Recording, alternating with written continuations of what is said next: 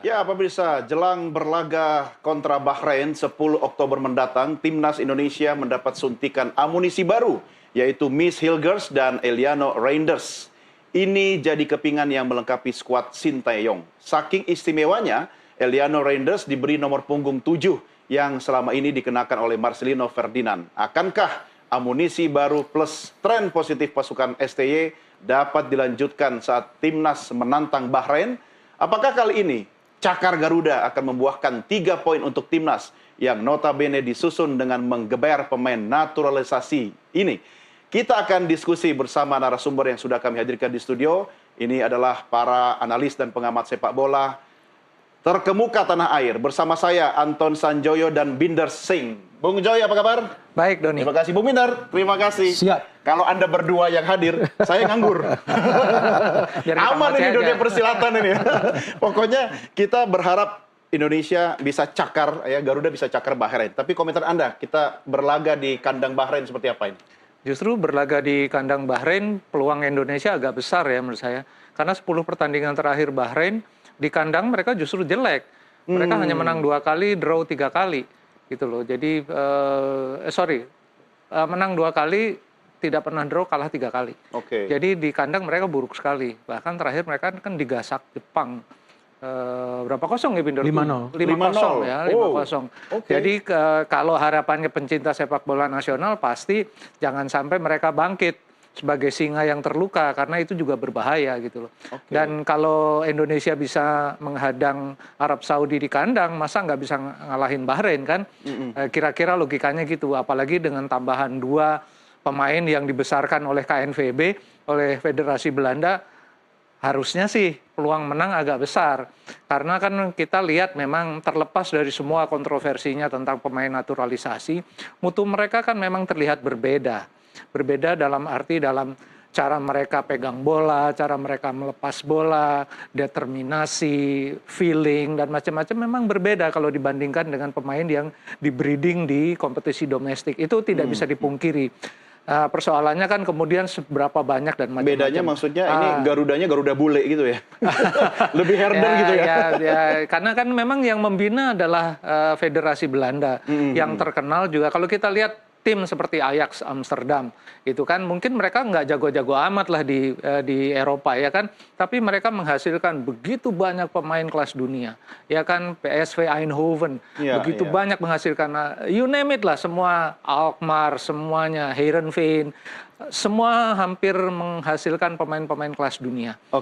Nah inilah kemudian yang sekarang diambil advantage-nya oleh Indonesia, karena mereka di-breeding di sebuah tungku masak yang sangat matang dalam dunia sepak bola, sehingga Indonesia ya meskipun kebagian istilahnya percikan-percikannya, tapi tetap kalau untuk kelas Asia kan lumayan.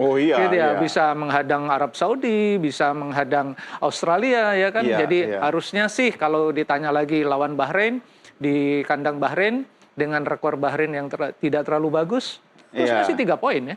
Harusnya 3 poin. Nah, ini saya cukup berbunga-bunga nih, Bung Binders. Ketika tadi Bung Joy mengatakan kita bermain di kandang Bahrain, peluang kita menang lebih besar gitu kan. Itu masih belum saya terima dari logika sehat saya kalau bisa jadi tuan rumah gitu kan. Terus kita dapat amunisi 2 pemain baru gitu kan. Tambah salah satunya pakai nomor punggung 7 lagi gitu kan. Analisa Anda gimana, Bung? Sebetulnya secara teknis jelas timnas kita lebih unggul. Secara teknis, karena kalau bicara materi pemain kan sekarang kan materi pemain kita adalah materi pemain yang memang mayoritas bermain di Eropa.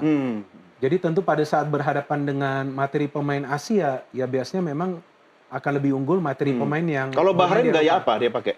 Kalau Bahrain kan kita lihat sebetulnya, kalau yang saya lihat, ini jujur bukannya saya ingin mengejek mereka, cuman saya melihat mereka pintar bersandiwara sih. Maksudnya? Daripada main bolanya. Artinya cara mereka itu untuk meraih kemenangan itu memang ada faktor-faktor lain yang mereka pakai untuk menyulitkan tim lawan itu bermain secara normal. Karena saya nonton pertandingan mereka lawan Australia, kemudian lawan Jepang. Kebetulan kan mainnya itu sebelum Indonesia main. Dan ada yang disiarkan juga kan, di televisi kita ada yang disiarkan juga. Jadi saya nonton itu lawan Australia, pada saat mereka bisa menang, memang bagus, hebat, mereka bisa menang. Tapi total peluang mereka yang berbahaya itu cuma 2. Mereka bisa mencetak 1 gol. Australia itu belasan. Tapi para pemain Australia itu melakukan foul juga belasan. Kenapa? Disenggol gini aja udah jatuh pemain Bahrain. Iya, iya. Ya itu kan, tadi. Padahal bukan Dramanya di situ. Dramanya bukan bentuk pelanggaran yang keras. Jadi pada saat ada pemain yang sedikit-sedikit jatuh, mengulur-ulur waktu, itu kan mengganggu juga ritme pemain tim lawan. Dan akhirnya wasit juga terpancing, ada pemain Australia yang mendapatkan kartu merah. Tapi lawan Jepang, hebatnya Jepang, mereka pakai trik itu juga. Tapi Jepang main dengan kecepatan. Cepat banget mereka. Jadi pada strategi ulur waktu kalau Australia itu kan nggak bermain dengan speed. Australia itu mainnya possession. Perlahan-lahan bangun ke depan. Lawan kita juga possession, perlahan-lahan bangun, main banyak umpan-umpan silang. Tapi Jepang itu kan cepat, kaki ke kaki cepat. Bahrain mau pakai trik itu juga nggak kepake. Nah artinya kalau dari segi materi kita sudah bagus, secara non teknis pun kita udah siap dengan hal-hal semacam ini para pemain kita. Jadi harus ngikutin Jepang gitu kira-kira Binder ya. Mainnya cepat dan para pemain kita memang punya kecepatan di sepertiga lapangan bagian penyerangan, cuma bisa nggak nanti melakukan finishing? Ini kan dalam 2 pertandingan awal hanya bisa mencetak 1 gol. Ini juga sebuah masalah. Dalam urusan mencetak gol, defense kita udah kuat. Tengah juga bagus. Tapi di depan ini bisa nggak? Kalau di depan ini dapat peluang nggak cetak gol, takutnya biasa di sepak bola itu bisa menjadi bumerang. Ya kan banyak menciptakan peluang nggak bisa gol kan pemain juga lelah. Nah selain juga pemain lelah, takutnya drama-drama ini belum lagi faktor wasit. Saya lebih takut itu faktor non teknis. Iya. Apalagi kalau wasitnya asal Timur Tengah, nggak tahu tuh wasitnya siapa. Wasit udah tahu belum sih? Dengan begitu trikinya Bahrain memang satu wasit bisa terpancing membela juga karena faktor tuan rumah, pemain Indonesia pun bisa terpancing main tidak fokus karena satu mungkin jengkel, disenggol dikit kelepek-kelepek gitu ya. Yang kedua juga akhirnya lelah secara teknis lelah karena bola pasti terhambat kan. Mereka memperlambat permainan itu dengan tapi memang banyak tim-tim dari Jazirah Arab bermain dengan trik seperti itu, kecuali mungkin beberapa ya, tapi trik yang mengulur-ulur waktu, main penuh drama itu memancing lawan untuk tidak fokus. Nah ini barangkali yang perlu disiapkan Sintayong dan timnya. Tapi pasti STY sudah paham soal itu pasti dong, sudah tahu, tetapi memang situasi di lapangan kemungkinan akan sangat berbeda juga gitu loh. Apalagi kalau seperti Binder bilang tadi, memang kita persoalannya kan tim ini tidak punya striker yang betul-betul clinical, yang bisa satu peluang kira-kira 3 peluang 1 gol gitu kira-kira. Nah, kan Indonesia tidak punya itu. Nah, kalau sampai 45 menit nggak bisa bikin gol, lalu Bahrain juga terus dengan dramanya, bisa kontraproduktif buat Indonesia yang secara teknis menurut saya ya sekarang di atas Bahrain lah, meskipun Bahrain kan ada di pot 4 ya, Indonesia ada di pot 5, tapi secara teknis dengan begitu banyaknya pemain yang dibina di Belanda, konstelasinya berubah gitu loh.